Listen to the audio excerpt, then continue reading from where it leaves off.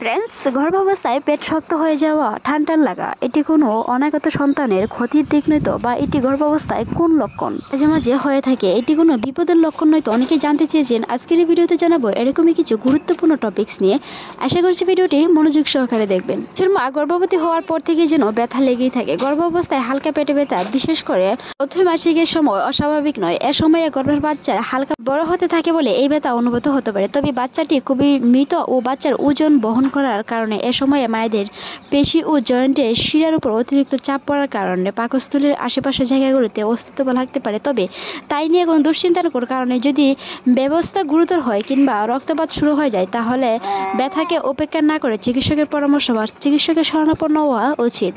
কোনো কিছু যদি অতিরিক্ত হয় সেই ক্ষেত্রে আপনার গর্ভপাত পর্যন্ত হতে পারে। তাই প্রথম থেকেই যদি আপনার ব্যথাটা স্থায়ী হয়ে থাকে বা বেশিরভাগ সময় ব্যথা হয়ে থাকে, সেই ক্ষেত্রে আপনাকে চিকিৎসকের পরামর্শ নিতে হবে। কোনো গর্ভবতী শুরুতে পেট শক্ত হয়। ওজন বৃদ্ধি, গর্ভাবস্থার ওজন বৃদ্ধি স্বাভাবিক এবং শিশুর বৃদ্ধির জন্য অপরিহার্য। সাধারণত ওজন বৃদ্ধি 11 থেকে 15 কিলো পর্যন্ত হয়, যা মেরুদণ্ড শরীরের ওজন বহন করে। এই অতিরিক্ত বার পেটে চামড়ায় বা ব্যথা উৎপন্ন হতে পারে, তবে এটি স্বাভাবিক। একটি গর্ভস্থ মায়ের আগের তুলনায় তার ওজন বৃদ্ধি পাওয়ার সাথে সাথে তার শরীরে বিভিন্ন জায়গায় বা হরমোনের পরিবর্তনের কারণে বিভিন্ন জায়গায় ব্যথা হতে পারে। সেই সাথে খেয়াল রাখতে হবে শিশুর নড়াচড়া। 18 থেকে 14 সপ্তাহের মধ্যে পেটে যখন বাচ্চা তার অবস্থান পরিবর্তন করে, তখন সেটি ব্যথা অনুভব হতে পারে। পেটে গ্যাস এবং গর্ভাবস্থায় প্রজেস্টেরনের হরমোনের কারণে পেটে গ্যাসের মাত্রা বেড়ে যায়। এই হরমোনের ফলে শরীরের পেশিগুলো শিথিল হয়ে যায়, ফলে মায়ের খাবার হজম দেরিতে হয়, যার কারণে পেট শক্ত হয়ে থাকতে পারে।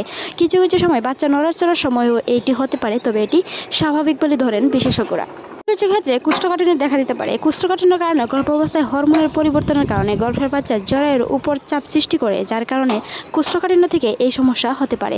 গর্ভাবস্থায় প্রথম দিকে পেট শক্ত হওয়ার লক্ষণ যেমন গর্ভাবস্থায় জরায়ুজনিত কারণে সংকুচিত পেট শক্ত হয়ে যাওয়া, এমনকি পেটে টান লাগে। সবচেয়ে সাধারণ লক্ষণগুলির মধ্যে গর্ভাবস্থার অন্যতম কারণ হলো বা লক্ষণ হলো প্রথম 25 সপ্তাহের মধ্যে পেট শক্ত হয়ে যাওয়া বা টান লাগা, কোনো ব্যথা ছাড়াই। কিছুক্ষণ বিশ্রামের পর গর্ভবতী মহিলার বেশিরভাগ ক্ষেত্রে শক্ত পেট এবং 1 মিনিট স্থায়ী হয়। এর সংকোচ কেবল পেটের অংশে বা শরীরের বিভিন্ন জায়গায় ব্যথা অনুভূত হয় না। সময় গর্ভবতী মায়েরা মনে করে আমার পেট শক্ত হয়ে যাচ্ছে বা টান লাগা শুরু হয়েছে, সেটি নিয়ে দুশ্চিন্তার কোনো কারণে। গর্ভাবস্থায় পেট শক্ত বা টান লাগার কারণ একজন সংকুচিত মহিলার দেহের প্রসবের জন্য প্রস্তুত হতে শুরু করে। যদি 25 সপ্তাহ পরে পেট শক্ত বা টান লাগা দেখা দেয়, তবে এই সংকুচিত প্রশাসনগুলো সংকুচিত বা ব্যাকটেরিয়াল বলে। এই টান নিয়ে দুশ্চিন্তা করার কিছু নেই, এটি স্বাভাবিক। গর্ভাবস্থায় একটি সুস্থ শিশু 10-12 বেশি নড়াচড়া করে বলে জানিয়েছেন বিশেষজ্ঞরা। একটি সুস্থ সন্তান যখন নড়াচড়া করে, তখন তার অনুভূতিটা টের পেয়ে একজন মা বুঝতে পারে তার পেট শক্ত হয়ে গেছে। সেটি অনুভব হতে পারে মাঝে মাঝে।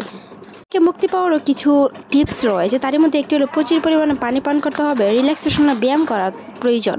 গরম চেক দেওয়া, তবে বেশি চেক দেওয়া যাবে না, মনে রাখবেন সেটি যেন হালকা পরিমাণে হয়ে থাকে। বিছানায় বসে থাকা বা দাঁড়ানোর সময় মেরুদণ্ড বাঁকা করে না রেখে সোজা করে রাখতে হবে। আপনি গর্ভবতী মহিলা এবং একটি আরামদায়ক জায়গায় বসে ধীরে ধীরে বিশ্রাম নিতে পারেন, শ্বাস নিতে পারেন ধীরে ধীরে। অর্থাৎ যদিও এই সময়টাতে মাঝে মধ্যে এই লক্ষণগুলো দেখা দিতে পারে, তবে সেটি নিয়ে দুশ্চিন্তা করার কোনো কারণ নেই। বিশেষজ্ঞরা বলে থাকি একটি সন্তান 5 মাসের পর থেকে তার মায়ের সকল অনুভূতি। তাই গর্ভ অবস্থায় কোনো বিষয় নিয়ে দুশ্চিন্তা করা যাবে না, কোনো বিষয় নিয়ে মন খারাপ করা যাবে না। আপনার ডক্টরের সাথে খোলামেলা কথা বলুন, আপনার চিকিৎসকের সাথে খোলামেলা কথা বলার চেষ্টা করুন। সন্তান যখন বারবার নড়াচড়া করে, তখন মায়ের পেট শক্ত হতে পারে, সেটি স্বাভাবিক। তাই নিয়ে ওর দুশ্চিন্তার কোনো কারণ নেই। মাঝে মাঝে যদি ব্যথা হয়ে থাকে, তবে ব্যথাটা যদি প্রচুর পরিমাণে হয়, সেক্ষেত্রে অবশ্যই চিকিৎসকের পরামর্শ নিতে হবে। আজকের ভিডিওটি এই পর্যন্তই। ভালো লাগলে আমাদের চ্যানেল সাবস্ক্রাইব করার অনুরোধ রইল। আর এতক্ষণ ভিডিওটি দেখার জন্য আপনাকে অসংখ্য ধন্যবাদ।